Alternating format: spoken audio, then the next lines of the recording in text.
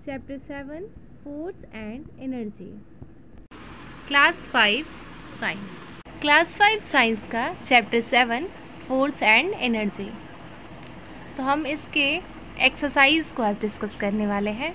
तो हमारे चैप्टर के स्टार्टिंग में ही हमें एक एक्सरसाइज दिया गया है। What would be the result of applying force in the following situations.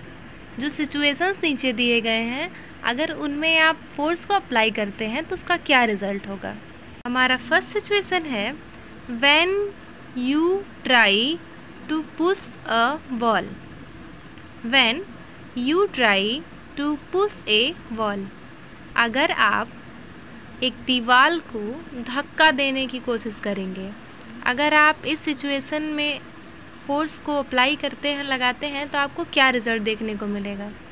When you try to push a wall, जब आप एक दीवार को धक्का देने की कोशिश करते हैं, तो हमारा इसका आंसर हो जाएगा कि जब हम एक दीवार को धक्का देने की कोशिश करते हैं तो हम देखते हैं कि दीवार के ऊपर कोई इफ़ेक्ट नहीं पड़ रहा, क्योंकि वो अपनी जगह पे स्थिर रहेगी।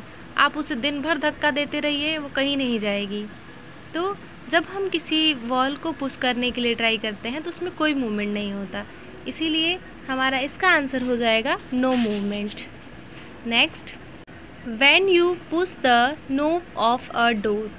When you push the knob of a door, जब आप एक डोर के नोब को पुश करने की कोशिश करते हैं, तब आप क्या देखेंगे कि रिज़ल्ट में आपको क्या मिलेगा। तो जब हम किसी डोर के नोब को पुश करते हैं तो हम ये देखते हैं कि उस दरवाजे को ढकेलने के बाद वो खुल जाता है। तो इसका करेक्ट आंसर हो जाएगा door will be open. Next condition, when you push the swing of your sister.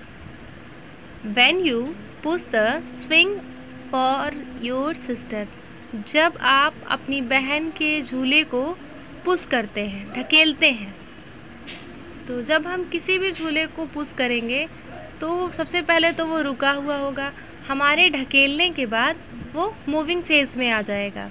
तो इसका आंसर हम लिख सकते हैं the swing will start moving.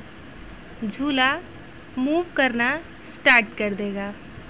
Next situation, when you pedal your standing cycle backwards.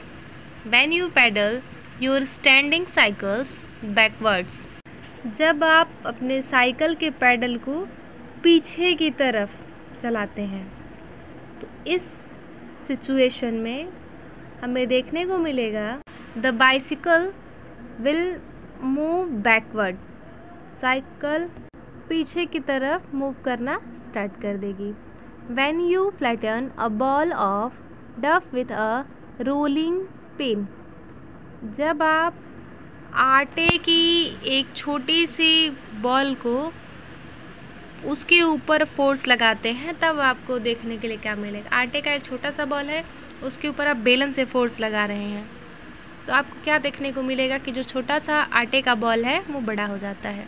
तो इसका आंसर हमारा है the ball of dough will become bigger, बड़ी हो जाएगी। When you kick a football for a goal, जब आप एक फुटबॉल को गोल करने के लिए किक मारते हैं तो आपको क्या रिजल्ट देखने को मिलता है। The ball will be start moving. सबसे पहले वो बॉल रुका हुआ होता है, लेकिन जैसे ही आप उस पर किक मारते हैं वो बॉल मूव करना स्टार्ट कर देता है। When you fly kite with your friend, जब आप अपने दोस्तों के साथ पतंग उड़ा रहे होते हैं, द काइट विल फ्लाई।